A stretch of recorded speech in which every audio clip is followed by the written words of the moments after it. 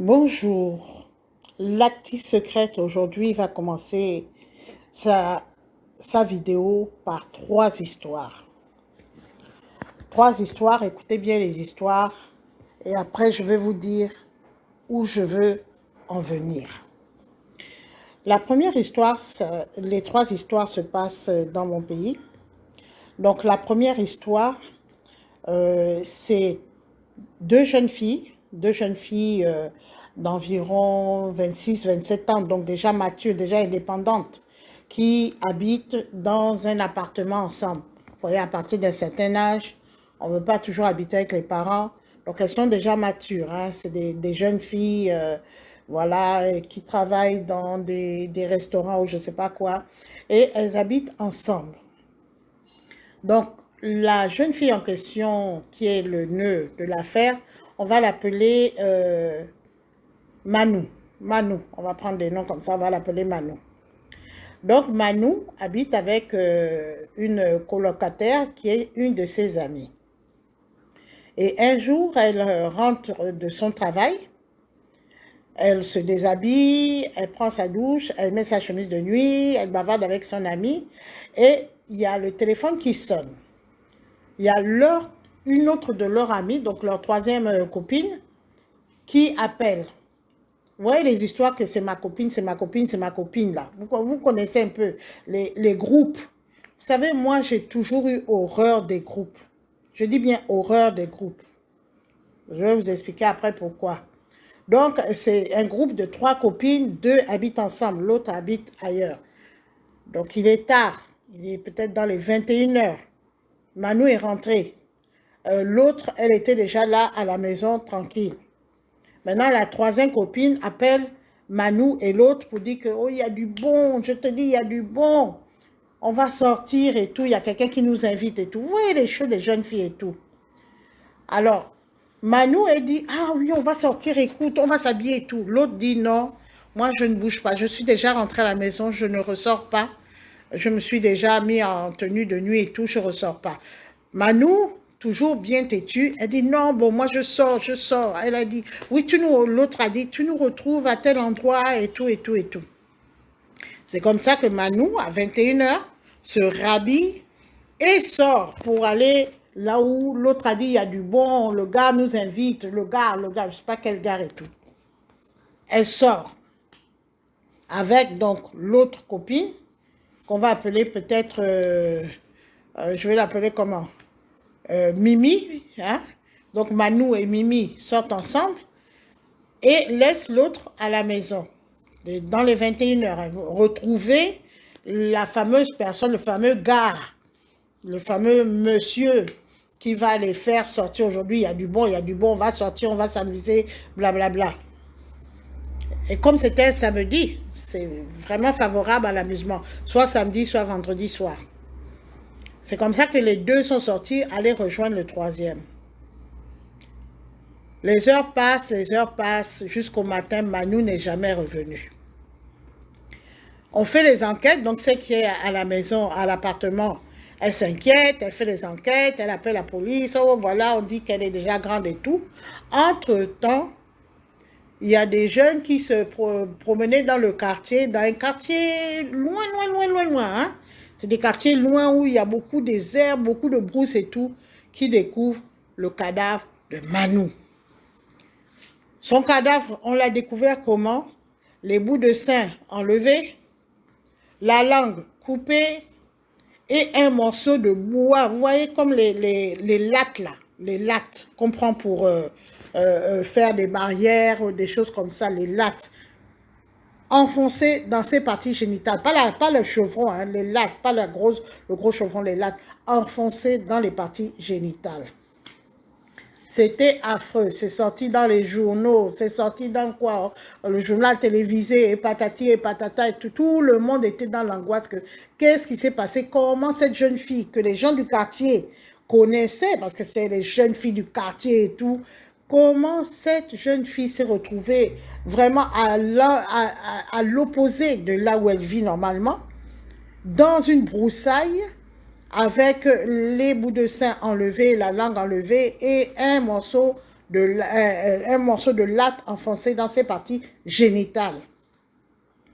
Vraiment, c'était affreux, toute la population angoissée et tout. Et avec les enquêtes, puisque ça sortait dans les journaux à chaque fois, ils ont d'abord demandé à celle qui habitait avec eux. C'est comme ça qu'elle a dit que non, il y a Mimi qui a appelé Manu la nuit, qu'il y a du bon, ils devaient retrouver telle personne, parce qu'ils connaissent la personne qu'ils devaient retrouver. C'est un de leurs gareilles, de leur gentil ou de leur tonton, je ne sais pas comment ils s'appellent dans leurs termes là. Et ils sont sortis. Donc, la police interroge la fameuse Mimi. J'ai dit qu'elle s'appelle Mimi, hein? Oui, Mimi. Et le monsieur en question. Et après, bon, je ne sais pas comment ils ont fait leurs enquêtes. Le monsieur s'est retrouvé en prison avec la Mimi. Et la prison n'a même pas duré, hein. Il paraît qu'ils ont fait peut-être quelque chose de 6 mois de prison. Après, on les a sortis. Bon, bref, ce n'est pas le thème de mon propos aujourd'hui. Donc là, il s'agit d'une jeune fille qui était rentrée à la maison, qui avait dans son programme l'objectif de se coucher, puisqu'elle avait pris sa douche, elle s'était déjà mise en tenue de nuit, et qu'une copine, vous voyez les histoires de c'est ma copine, c'est ma bestie, c'est ma meilleure amie, c'est ma ceci, l'appelle, la ressort de la maison pour aller mourir là-bas, pendant que la Mimi en question, elle est vivante. Ça, c'est ma première histoire. Ma deuxième histoire, c'est quoi? C'est 3 dames. Ce sont des histoires vraies, hein? Ce n'est pas des histoires inventées. Hein? C'est des histoires qui se sont passées à peu près il y a 10 ans. Ça veut dire que c'était une période dans notre pays où c'était vraiment infernal. Crime sur crime, crime sur crime. Vraiment, tout le monde avait peur même de sortir. Mais c'était vraiment terrible. Je vous assure que c'était une période terrible. Donc, il y a 3 dames, déjà matures, mères de famille et tout, sortent du travail, travaillent dans la même administration. Et donc, elles sortent du travail, c'est des amies, elles travaillent ensemble, il n'y a pas de problème et tout. Et elles vont là où elles prennent le taxi d'habitude. Mais là où elles prennent le taxi d'habitude, pas très loin, il y a un endroit où on vend comment on appelle ça, les brochettes, les grillades, quoi, voilà. Donc, il y a une des 3, parce que l'objectif, c'était de prendre le taxi, c'est des mères de famille, et de rentrer à la maison, c'est des femmes tranquilles, hein. Enfin, supposées tranquilles. Donc, il y a une qui dit, ah, on va aller prendre d'abord les brochettes là-bas, comme ça, on va mener à la maison aux enfants et tout.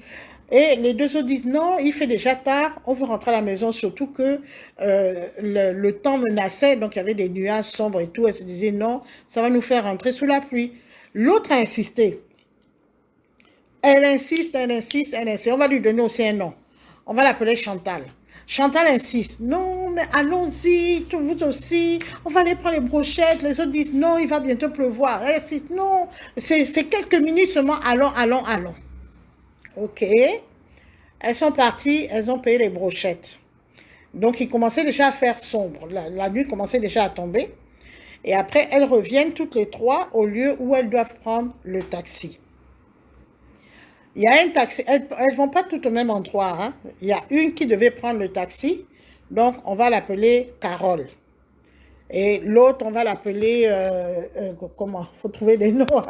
Vanessa, par exemple. Voilà. Chantal, Carole et Vanessa. Donc, c'est Chantal qui a insisté pour que elle, Carole et Vanessa aillent prendre d'abord les brochettes avant de prendre le taxi pour aller chacune chez elle. Elles n'habitent pas au même endroit, mais elles prennent le taxi au même endroit. Voilà qu'il y a un taxi qui passe et Carole arrête le taxi pour rentrer parce qu'elle s'inquiète, elle a des enfants, elle n'aime pas rentrer tard et tout. Et Chantal dit non, non, non, non, ne prends pas ce taxi, tu vois pas comment le taxi est vieux, le machin, tout ça là. Moi, j'aime pas les vieux taxis, il faut prendre un taxi qui est mieux comme ça et tout. Vanessa dit, mais elle peut prendre ce taxi parce qu'il fait déjà un peu tard. Non, non, non, non, on va prendre le taxi suivant. Ah. Donc, Carole et Vanessa disent, ok, d'accord. Chantal, c'est le genre qui est un peu imposante dans leur groupe, vous voyez. C'est comme ça qu'il y a un autre taxi qui vient, qui, d'après les dires de Vanessa, le premier taxi et le deuxième, c'était pratiquement la même chose. Donc, elle ne comprend pas pourquoi Chantal a insisté pour que Carole monte dans ce deuxième taxi-là. Et donc, elle dit à Carole, non, prends ce taxi-là, prends ce taxi. Donc, elle arrête le taxi, Chantal arrête le taxi. Prends ce taxi, prends ce taxi, prends ce taxi. Donc, Carole, qui ne se doute de rien, elle prend effectivement ce taxi-là et elle s'en va. Les deux autres prennent le taxi, rentrent à la maison. Le lendemain matin, pour aller au travail, vont au travail, elles apprennent que Carole a été retrouvée dans les fourrés, on l'a assassinée, on l'a égorgée, on l'a ceci, on l'a cela, etc. Elle n'est jamais rentrée à la maison, on l'a assassinée. C'est comme ça que la police interroge les deux autres, Chantal et Vanessa.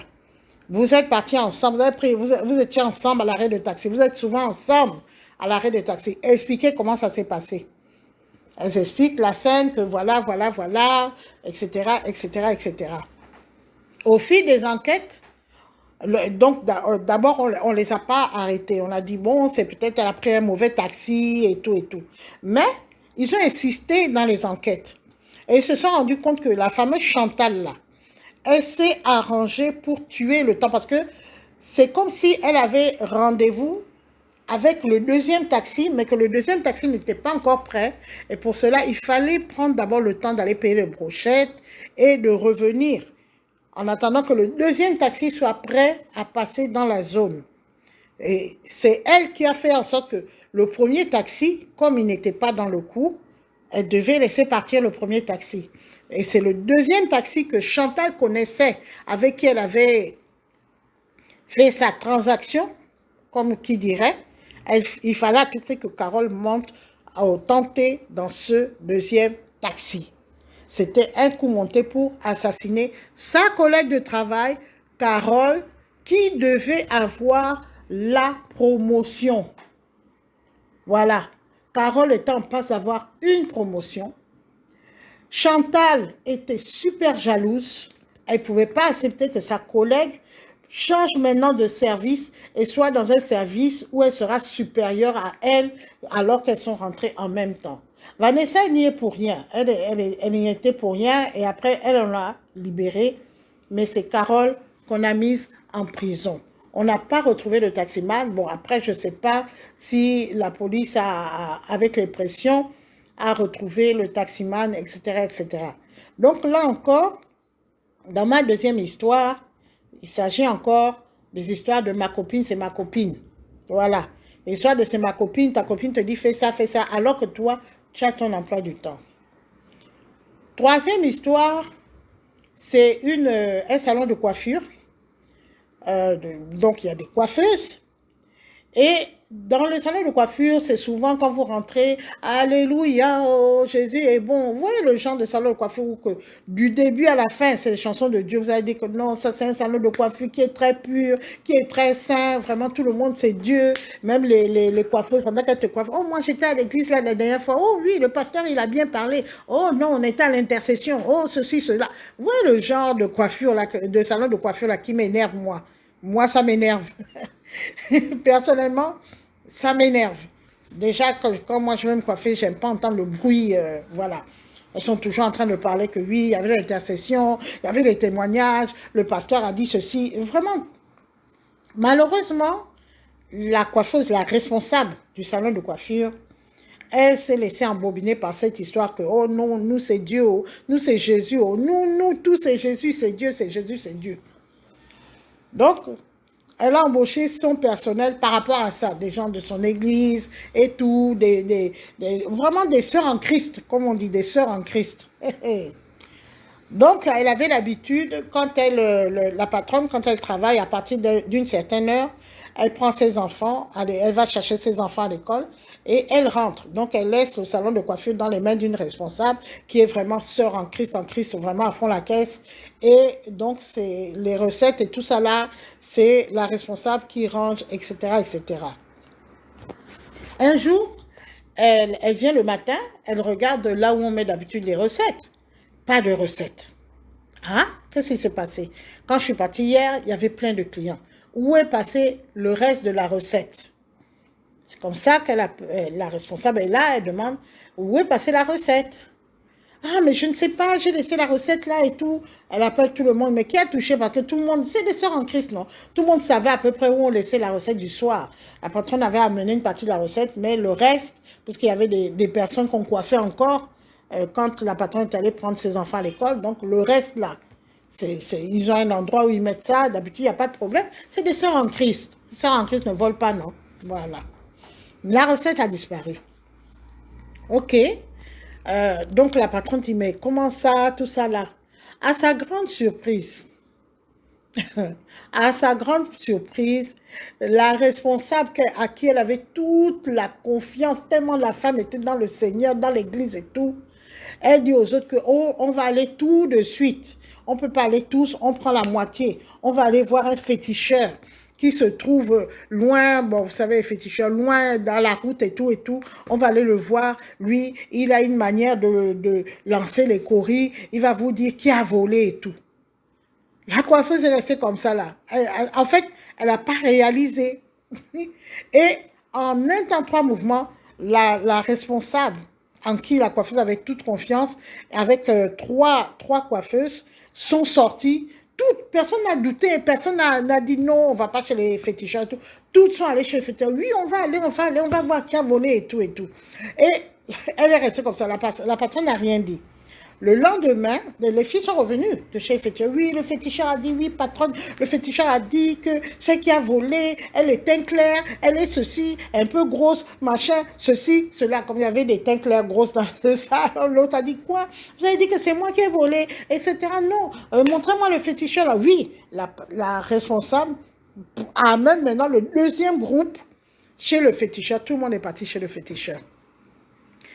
La patronne dit, ceux qui bon, ils n'ont pas retrouvé l'argent, bien entendu. On a dit, c'est celle qui est grosse. Après, le lendemain, il a dit, non, elle est plutôt noire, mince. Bon, bref. Le problème n'est pas là. Le problème de la coiffeuse, c'est que elle pensait que durant tout ce temps, elle travaillait avec des femmes honnêtes, des femmes vraiment qui étaient dans la parole de Dieu, puisque la plupart, elle les a recrutées au sein de son église. Et elle s'est rendue compte que toutes, sans hésitation, sont allées chez le féticheur. Et le pire, c'est qu'elle s'est rendue compte que celle qui était sa responsable connaissait même la route du féticheur, savait que le féticheur, quand il laisse les courriers, il peut vous dire qu'il a volé et tout. Donc ça veut dire qu'elle avait l'habitude de fréquenter ce féticheur-là. Vous imaginez? Et les autres sans hésitation. Comment vous pouvez imaginer que des personnes qui sont des sœurs en Christ, la première réaction d'une personne qui croit en Dieu, c'est de prier. Ce n'est pas d'aller chez les féticheurs. Déjà même, comment c'est normal que une personne qui croit en Dieu va chez les féticheurs? Donc ça veut dire que ces femmes-là, dès qu'elles ont le moindre petit souci, c'est direction le féticheur. C'est pas direction la prière, c'est direction le féticheur. Et elle s'est rendue compte qu'elle était entourée que de sorcières de la sorcellerie, la plus grande sorcière. Elle était dépassée. Où je veux en venir dans toutes ces trois histoires-là? Premièrement, je voulais vous dire que quand vous êtes avec des gens, oh, c'est ma copine, c'est ma bestie, c'est mon meilleur ami. Ah, non, il y a une quatrième histoire qui me vient en tête. Aujourd'hui, c'est le jour des histoires. La quatrième histoire, c'est deux hommes africains d'Afrique centrale. Deux amis. Bon, ils ont d'autres amis aussi, mais les deux besties, là, les deux meilleurs amis. Deux amis. On va appeler un Alain et l'autre François. Alain et François, ils ont pour coutume que quand ils sortent du travail, jamais ils vont rentrer à la maison, ils vont d'abord prendre un pot. Ils vont aller au bar, ils prennent un pot, ils bavardent, ils rentrent à la maison. Ils ont l'habitude de faire ça. Alain est marié et François est marié. Les deux sont mariés. Alain a déjà plein de maîtresses. Deuxième bureau, troisième bureau, quatrième bureau, Tisa, tout ce qu'on a avec des enfants qu'il a fait, un enfant là-bas, deux enfants là-bas, un enfant qui n'est même pas son enfant, mais qui est son enfant, qui n'est pas son enfant, qui est... Bon, bref, vous connaissez la chanson, parce que quand vous regardez la tête de l'enfant, c'est autre chose. Bref. Et François, lui, il a sa femme. Il n'a pas encore de deuxième bureau. Donc, à chaque fois qu'ils vont dans le bar bavarder, Alain dit à François que, ah, ça c'est quelle catégorie de bantou là? Un bantou doit avoir plusieurs femmes. C'est dans notre culture, c'est dans notre tradition. Comment ça se fait que depuis que tu es marié avec ta femme, tu n'as qu'une seule femme? Comment tu peux faire ça? Là, tu fais la honte au bantou, ce n'est pas normal. Tu es un homme ou tu n'es pas un homme? Tu es bantou ou tu n'es pas bantou? Ça, c'était le sujet de conversation entre Alain et François tout le temps quand ils allaient au bar. François a résisté. Mais Alain, très malin, s'est arrangé pour que, à chaque fois qu'ils vont au bar, il y a une fille qui fait comme si elle vient d'arriver. Oh, bonjour, ça va? Oh, tu es encore là, machin. Bouh, assieds-toi, on va prendre le point ensemble. C'est comme ça que Alain a branché on va l'appeler quoi? Mireille. On va l'appeler Mireille. Donc, c'est comme ça qu'Alain a branché Mireille sur François.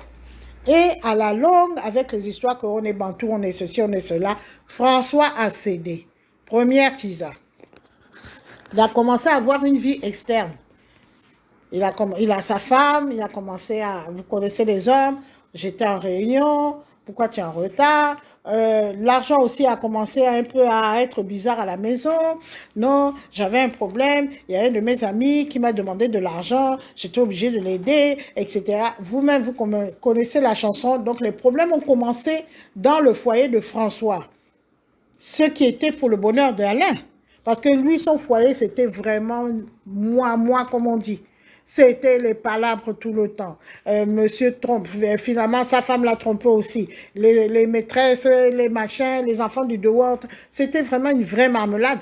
Pendant que François avait un foyer stable. Mais il fallait déstabiliser aussi le foyer de son best friend, de son meilleur ami. C'est ça, c'est mon ami, c'est mon meilleur ami. Il faut que nous tous, on soit dans la gadoue. Il faut que nous tous, on soit dans la bouillabaisse. Là, c'est bon. C'est comme ça que Mireille est devenue la maîtresse de François. Alain, ça ne le suffit pas. Il dit non, un bantou doit avoir plusieurs femmes, au moins 3-4 femmes. Tu es bantou. Hein? La polygamie, c'est dans notre culture et tout. Bon. Une autre maîtresse encore. Ça, c'est une maîtresse que François lui-même a trouvée. Une autre maîtresse.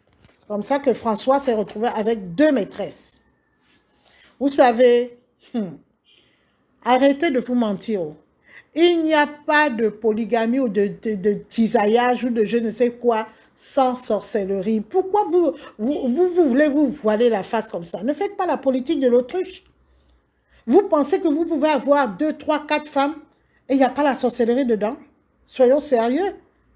Vous connaissez les femmes? Est-ce que vous connaissez les femmes? Ce sont les femmes qui sont les meilleurs clients des gangas. Il y a 2, les femmes et les politiciens. Ce sont les meilleurs clients des gangas. C'est grâce aux femmes et aux politiciens que les gangas sont aussi riches. Ce sont les meilleurs clients. Et il n'y a pas, quand 2 femmes partagent le même homme, je vous assure, il y a au moins une qui fait la sorcellerie. Ne pensez pas, vous, messieurs, que oh non, j'ai 2 femmes, je gère la situation. Vous rêvez en super couleur. Il y a une qui fait la sorcellerie, au minimum, si ce n'est les 2. Parce que celle qui est aussi à la maison, elle veut garder son mari. Donc, elle aussi, elle va trouver la route des gangas. On va lui dire que, mais attends, toi, tu es bête. Ta rivale, la maîtresse de ton mari, elle est tout le temps chez les marabouts. Voilà maintenant pourquoi ton mari te délaisse. Toi aussi, va chez les marabouts. Et c'est de marabout à marabout. Le monsieur est là comme un maboule. Qu'est-ce qui s'est passé? Le conseil des amis, hein, mon meilleur ami, non, il faut tromper ta femme. Il y a une des femmes qui a dit que trop, c'est trop. Une des maîtresses, pardon, excusez-moi. Trop, c'est trop. Moi, je veux la place de l'épouse. Je ne suis pas née pour être maîtresse. Je veux la place même, la place d'honneur, la place de première dame. Mais comment va-t-elle avoir la place de première dame s'il y a déjà une première dame? D'après vous, qu'est-ce qu'on fait? Il faut zigouiller la première dame.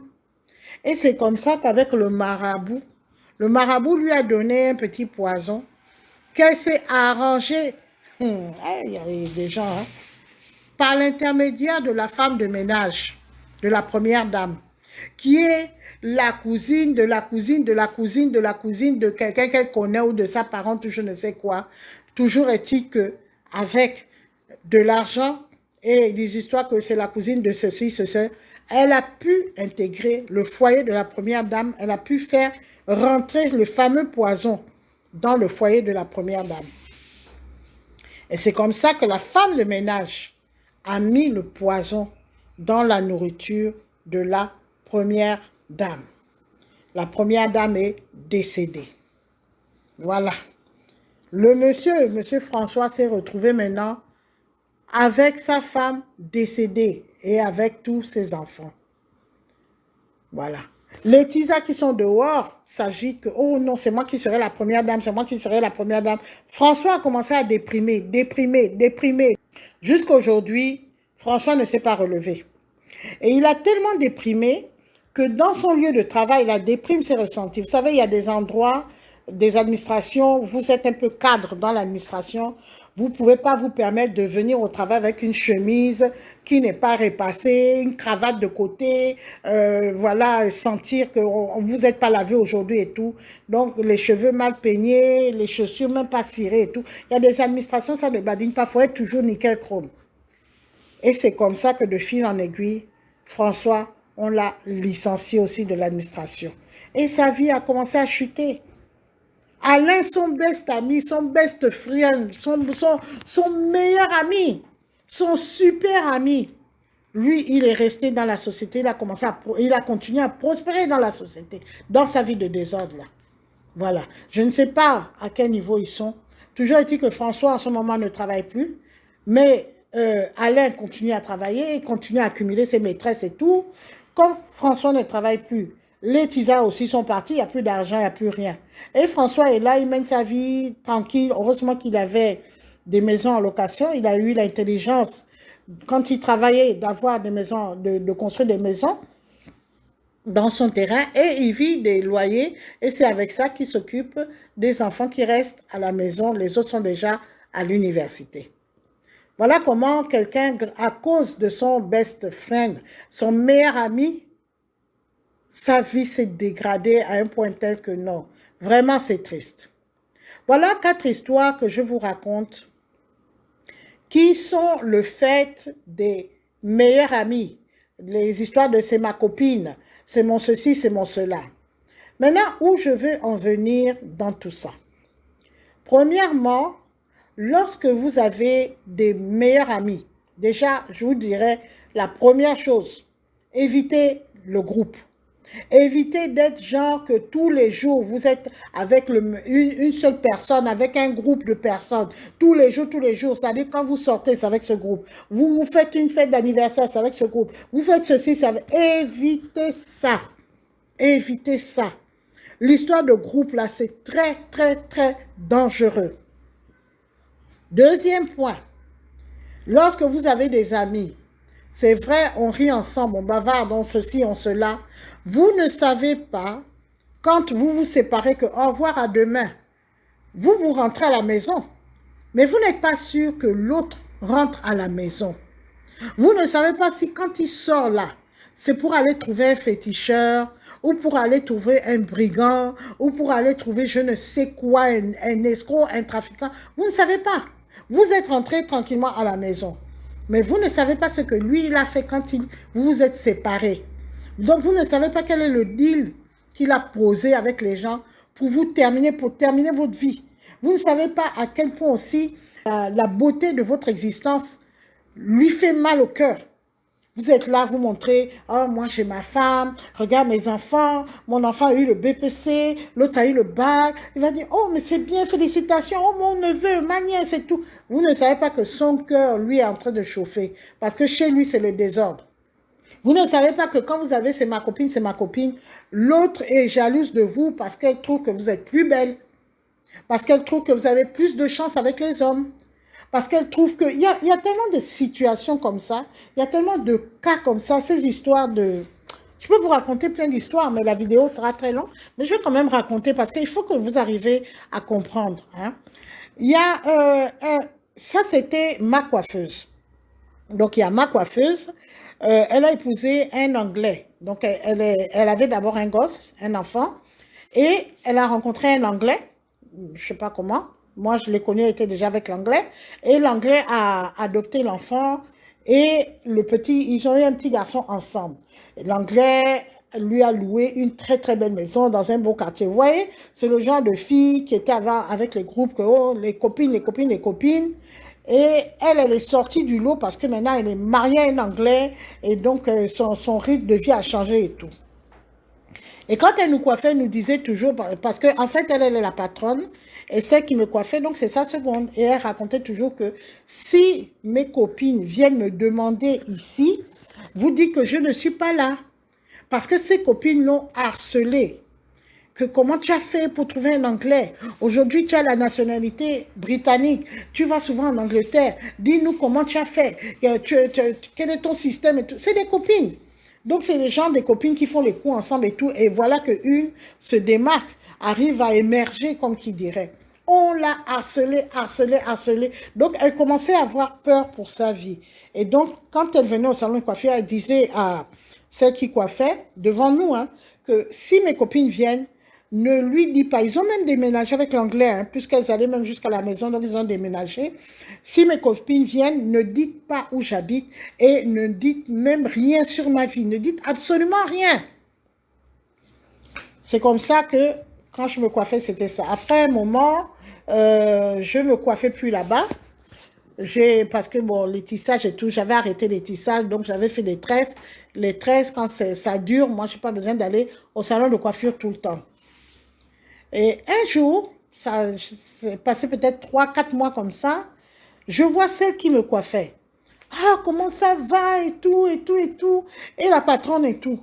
Elle me dit que la patronne est décédée. Je dis, pardon, la patronne est décédée. Qu'est-ce qui s'est passé? Un jour, elle s'est levée, ou je ne sais pas, elle était sortie ou quoi, je ne me rappelle plus trop ce qu'elle a raconté. Elle était tombée malade, genre AVC ou je ne sais pas quoi.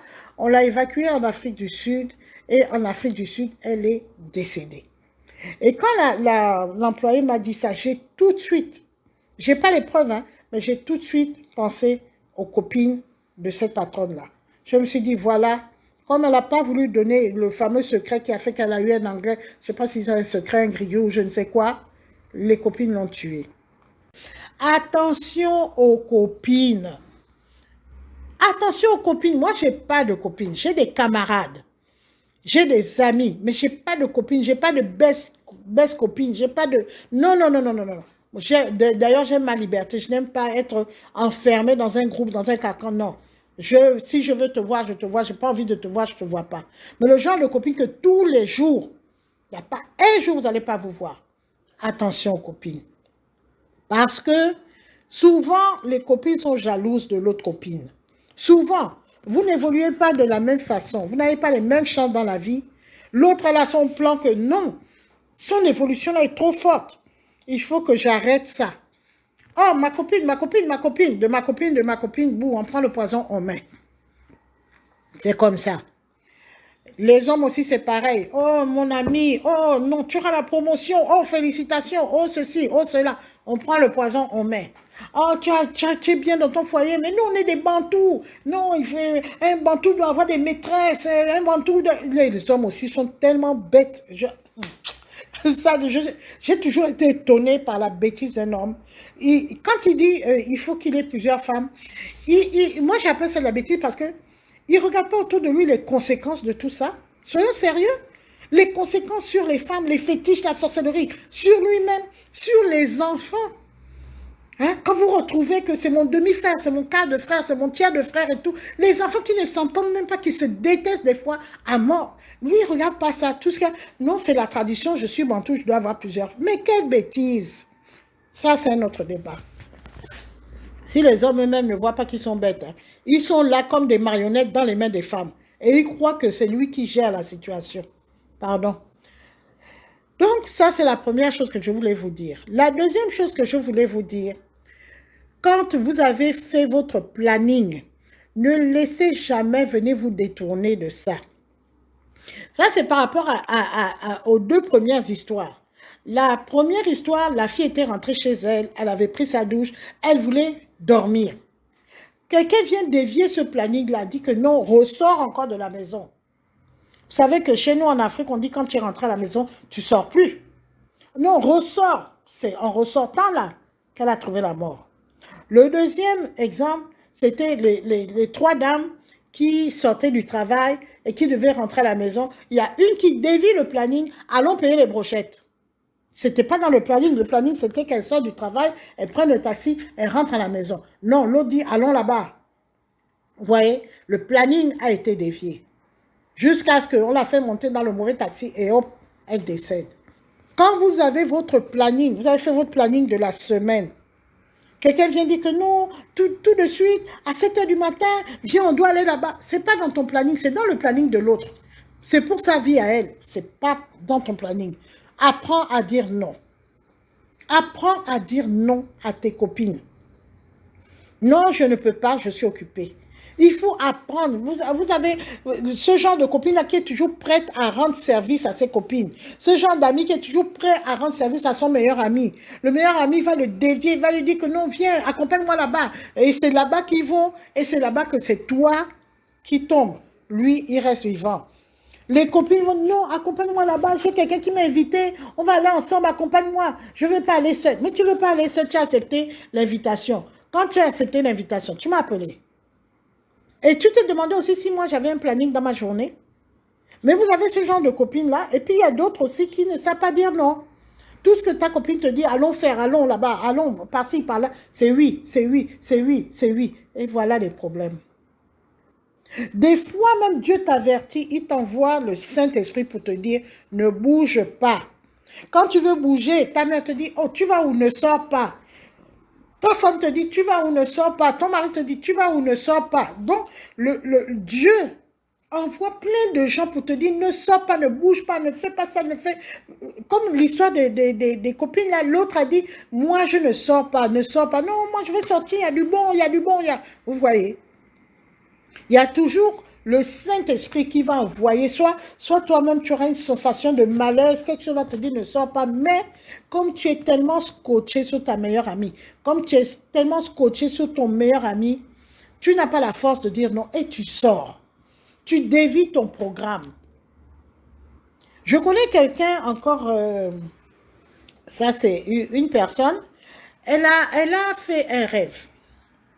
Elle a fait un rêve où elle voyait un accident de voiture.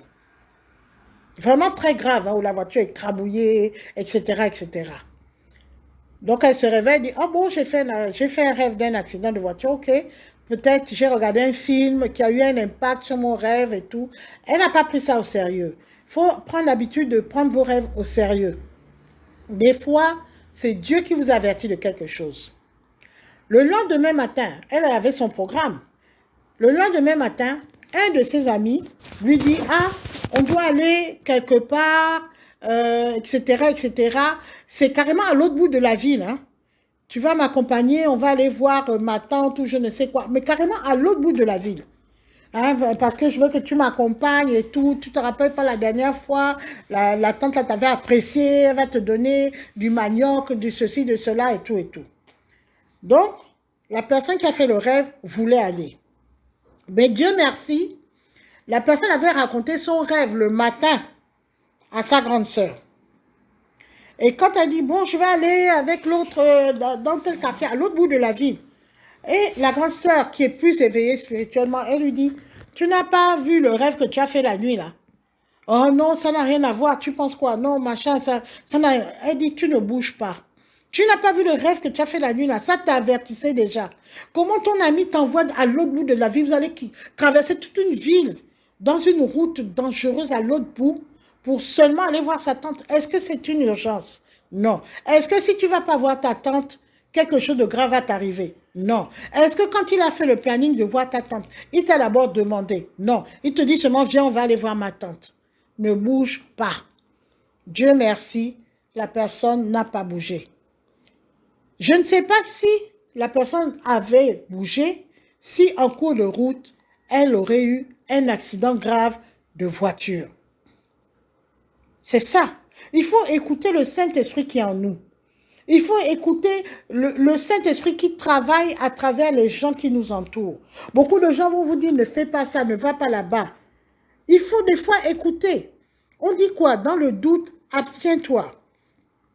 Dès qu'à l'intérieur de ton corps, de ton esprit et tout, il y a un tout petit doute, il y a un tout petit frein, il y a quelque chose qui te dit ne va pas. Et après, toi, tu mets ton jugement, non, je vais quand même aller. Après, la chose te dit ne pars pas. Bon, je vais quand même aller. Ne pars pas, je vais quand même aller. Ne pars pas, ne bouge pas. Et pose-toi toujours la question que si je ne pars pas là où ma meilleure amie, ma belle copine, mon meilleur ami me dit qu'on va aller, si moi je ne pars pas, est-ce que quelqu'un va mourir là aujourd'hui? Non. Est-ce que ça va être très très grave? Non. Est-ce que mon ami aura des problèmes? Non. Donc, autant ne pas aller. Parce que ce n'est pas une urgence, ce n'est pas quelque chose d'indispensable. Donc, je sens que je ne me sens pas bien avec cette idée d'y aller, j'y vais pas. Et je dis non à mon meilleur ami, je dis non à ma meilleure copine. Il faut savoir dire non. C'est pour ça, je répète, éviter d'avoir des groupes de meilleurs, qu'on ne peut plus se séparer. On se dit tout, tous nos secrets, tous nos ceci, tous nos cela. Non, non, non. Ta copine, c'est une copine, ok, on se voit, on rigole bien un coup et tout. Ça s'arrête là. Mais comment j'ai fait pour me marier? Combien de fois je fais bisous à mon mari à la maison? Comment j'élève mes enfants? Combien de fois je vais voir mes parents? Combien je touche dans mon salaire? Pourquoi je suis obligée de tout te dire? Vous savez, il y a des amitiés qui sont tellement scotchées l'une à l'autre que si le jour où tu n'as pas dit quelque chose, c'est le problème. Pourquoi tu ne m'as pas dit que ton frère a voyagé aux États-Unis? Tu aurais dû me dire, tous les détails de ta vie, tu es obligé de rendre compte. Aujourd'hui, j'ai fait ça. Demain, j'ai fait ça. Aujourd'hui, mon enfant a fait ça. Aujourd'hui, mon père a dit ça. Aujourd'hui, il s'est passé ça. Tu dois rendre compte. C'est ça les histoires de ma meilleure amie, mon best friend. Et tout. Tu es obligé de rendre compte. Même si tu n'as pas envie de rendre compte, tu sens comme une obligation de faire le compte rendu de ta vie dans ses moindres détails à ton ami. Et ton ami, quand il détient tout ça là dans sa main, Dieu seul sait ce qu'il va faire de toutes ces informations-là. Voilà, j'espère que j'ai été assez claire. Je pense que vous avez compris ce que je vais vous expliquer. Peut-être que je vais revenir dans une autre vidéo. Arrêtez les histoires que c'est ma copine, ou c'est ma copine, c'est ma best copine, c'est ma ceci, c'est ma bestie. Arrêtez ça. Chacun est venu singleton dans ce monde-là. Chacun a sa route tracée. Chacun a sa vie, chacun a son avenir, chacun a sa bénédiction. Dieu lui-même sait. Ce n'est pas parce que vous êtes des meilleures copines. Il peut arriver même que parce que tu es avec la mauvaise copine ou le mauvais ami, ta bénédiction ne va pas tomber. Rappelez-vous l'histoire de Lot et Abraham. Tant que Abraham était avec Lot, Dieu ne pouvait pas le bénir parce que Lot, il avait ses fétiches et tout. Tant qu'il était avec l'autre, il n'avait pas sa bénédiction. Peut-être que votre vie là n'est pas bénie parce que à côté de vous, il y a ce que Dieu ne veut pas bénir. Il ne veut pas que la bénédiction qui va faire tomber sur vous retombe aussi sur cette personne que Dieu ne veut pas bénir. Arrêtez avec les histoires de c'est ma meilleure amie, c'est mon meilleur copain, c'est mon meilleur ceci. Non. Suivez votre chemin. Chacun a son chemin. Suivez votre propre chemin. Chacun a sa vie. Et sa vie, ce n'est pas la vie de l'autre. La vie de l'autre aussi n'est pas ta vie. Chacun a sa vie. Voilà, j'ai terminé mon message. Je vous dis au revoir et que Dieu vous bénisse.